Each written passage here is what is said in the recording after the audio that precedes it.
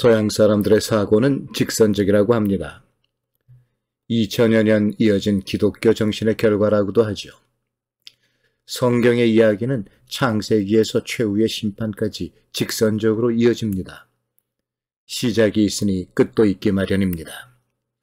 역사는 연대기적으로 기록되고 논리는 인과관계에 천착합니다. 직선적인 선후의 관계 속에서 원인과 결과를 만들어내는 것이죠. 반면에 동양의 사고는 원형적입니다. 처음과 끝이 따로 있지 않고 심지어 삶과 죽음이 다르지 않습니다. 불교의 윤회 사상은 처음과 끝, 삶과 죽음이 영겁으로 이어짐을 나타내는 것입니다. 직선적 사고는 직선적 인과관계로 발전하기가 쉽습니다. 하나의 사건이 다른 사건의 원인이 되고 결과가 되는 것이죠. 시작이 있으니 끝이 있고 빛이 있으니 어둠이 있고 선이 있으니 악이 있으며 남자가 있으니 여자가 있다는 것입니다. 이를 이항대립이라고 부릅니다. 그런데 이 이항대립의 항에서는 왼쪽에 있는 먼저 나오는 항이 언제나 오른쪽에 나중에 나오는 항보다 우월합니다. 이를테면 빛이 어둠보다 우월하고 선이 악보다, 정의가 불의보다 더 앞서는 것이죠. 현대 프랑스의 철학자 데리다의 해체 철학은 이러한 서양인들의 로고스에 대한 해체입니다. 빛이 어둠보다 강하고 선이 악보다 도덕적이라면 남성이 여성보다 더 우월한 것일까? 즉 이항 대립에서의 가치 판단에 대한 의심과 전도, 그것이 현대의 철학, 해체 철학의 요체라고 할 수 있습니다. 직선적 인과관계는 흔히 논리의 오류를 수반합니다. post hoc ergo propter hoc이라는 말이 있습니다. 영어로 표현하면 after this, therefore because of this 라고 번역이 되는데 이것 이후에 왔으므로 이것 때문이다 라는 의미입니다. 즉 어떤 사건이 우연히 다른 사건의 뒤에 올 때 그것을 선후관계로 인식하지 않고 인과관계로 인식한다는 것입니다. 예를 들어 내가 빵 한 덩이를 먹었다. 그리고 며칠 뒤 감기에 걸렸다. 이것은 선후관계일 뿐인데 내가 빵을 먹었기 때문에 감기에 걸렸다 라고 이해하는 것.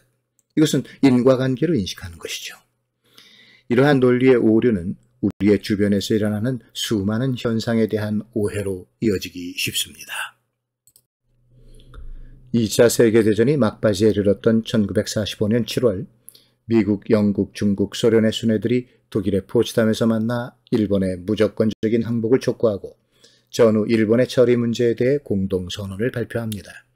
이른바 포츠담 선언입니다.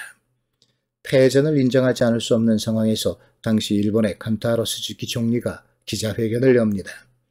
그는 연합군의 항복을 하더라도 공식적인 발표 이전에 유리한 항복 조건을 협상하기 위한 시간을 벌고자 했습니다. 그런데 그 회견에서 그는 대단히 애매한 용어로 일본의 진위를 왜곡합니다. 모크사츠라고 하는 일본어는 묵살하다라는 뜻을 갖습니다. 그러나 그 용어에는 언급을 회피하다라는 숨겨진 의미가 있었습니다.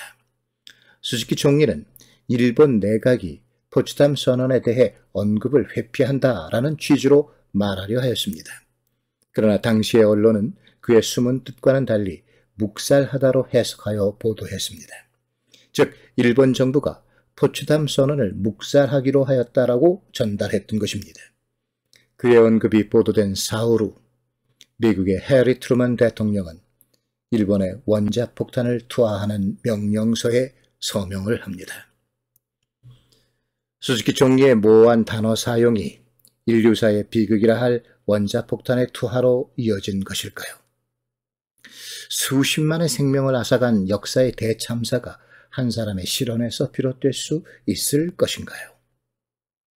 그의 언급이 없었더라면 원자폭탄의 사용은 없었을 것인가? 역사에 가정이 없다고 하지만 만일 그러했다면 스즈키 총리의 실수는 일본과 일본인들에 대한 가공할 범죄로 인식될 수밖에 없을 것입니다. 하지만 이러한 해석은 사건의 선후관계를 인과관계로 인식하는 논리의 오류일 가능성이 큽니다.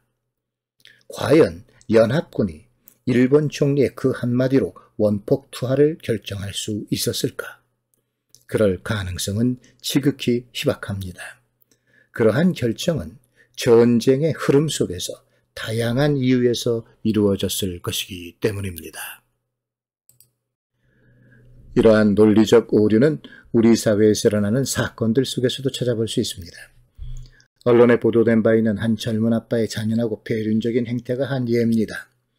이 젊은이는 아내와 별거하는 동안 2살박이 아들의 양육을 책임져야 했는데 PC방에서 온라인 게임에 빠져 아이를 제대로 돌보지 않고 심지어 학대하기까지 했습니다.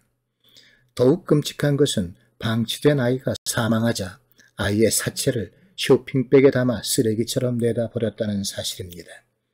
참으로 인간의 탈을 쓰고는 있을 수 없는 가공할 행위입니다. 그가 사는 아파트 엘리베이터 CCTV에 찍힌 그의 태연한 모습은 분노를 넘어 공포의 느낌마저 주는 것이었습니다. 어떻게 그럴 수가? 이 사건은 다른 많은 사건들에 가려 크게 언론의 관심을 끌지는 못했지만 언론 보도의 핵심은 그가 게임 중독이라는 사실을 강조하는 것이었습니다. 결국 그의 폐륜 행위는 온라인 게임의 폐해가 얼마나 끔찍할 수 있는가에 초점이 맞춰졌습니다. 게임이 이 폐륜 아빠의 잔혹한 행위의 원인 중의 하나임은 분명합니다.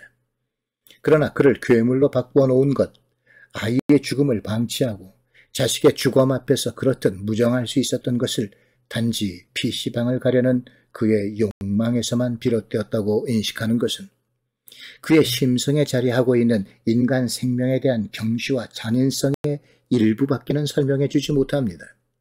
그보다는 그의 성장 과정, 심리적 병리 현상, 삶에 대한 극도의 무책임성에 대한 근원적인 원인을 찾아보는 것이 바람직한 태도일 것입니다. PC방 출입과 아이의 죽음을 직선적인 인과관계로 인식하고 그에 몰두하는 것은 어쩌면 표면만을 더듬어 상황의 실체에 접근하는 것을 방해하는 논리의 오류일 것입니다. 일의 선후관계를 인과관계로 인식하여 타인을 함부로 비방하고 일방적인 결론을 내리는 어리석음을 경계해야 할 것입니다.